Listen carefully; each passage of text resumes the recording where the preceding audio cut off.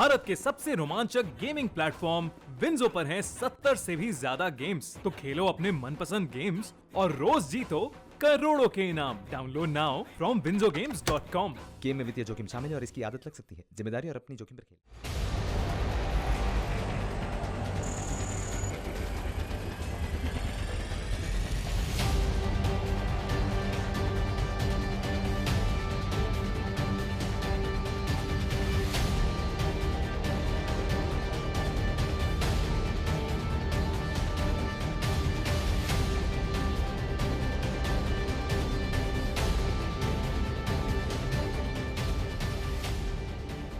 ये बड़ी लड़ाई है नक्सल आतंक से, क्योंकि साल कोई भी हो, रणनीति कोई भी हो, सुरक्षा बल भले ही कितने भी हों, नक्सली हर साल चुनौती दे रहे हैं और बड़े हमले कर रहे हैं। छत्तीसगढ़ में फिर नक्सलियों ने वही किया जिसका खतरा एंटी नक्सल ऑपरेशन में हर साल इस इलाके में रहता है। बीजापुर सुकमा बॉर्डर पर एंटी नक्सल ऑपरेशन के लिए गए करीब 800 सुरक्षा बलों को नक्सलियों ने शनिवार को घेर लिया। नक्सलियों ने 3 तरफ से घात लगाकर हमला किया, जिससे इस नक्सली हमले में सुरक्षा बल फंस गए। इस हमले में सीआरपीएफ के 8 जवान समेत सुरक्षा बलों के 22 जवान शहीद हो गए। लगभग 4 घंटे तक के लगातार फायरिंग हुई है और नक्सलियों को बड़ा नुकसान हुआ है। हमारे जवान भी शहीद हुए हैं, अभी मिसिंग हुए हैं, तो उसके बारे में पूरे आंकड़े अभी आने बाकी हैं। टीम निकली हुई है और मैं उनके परिवार के प्रति संवेदना व्यक्त करता हूं।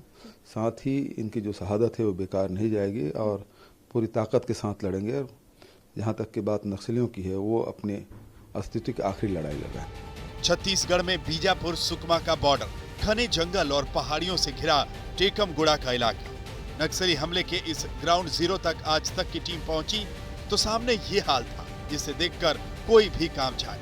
2 किलोमीटर के इलाके में शहीद जवानों के शव जगह जगह पड़े थे। तब तक वहां पर कोई रेस्क्यू टीम भी नहीं पहुंच पाई थी।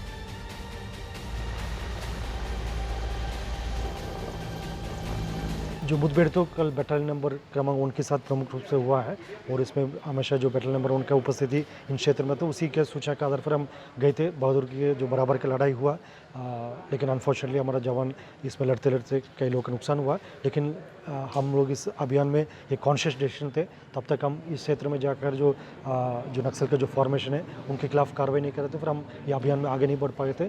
इसी लक्ष्य के साथ, इसी प्लानिंग के साथ हम लोग गए थे। लड़ाई भी बहादुरी से लड़ी गई थी, लेकिन अनफॉर्चुनेटली हमारा जो नुकसान हुआ, लेकिन पीछे नहीं हटे था। आने वाले समय में भी इन इलाके में कोर क्षेत्र में हम पहुँच जाएगा और उनके खिलाफ और बहादुरी से काम करेगा।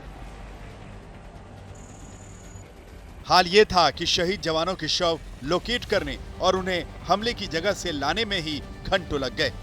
2 शव कल हमले के बाद मिले, 20 शव आज मिले। ये आंकड़ा और बढ़ सकता है, लेकिन ये हमारे जवानों की बहादुरी है कि नक्सलियों के गढ़ में जाकर उनके घात में फंसकर भी आखिरी दम तक लड़े।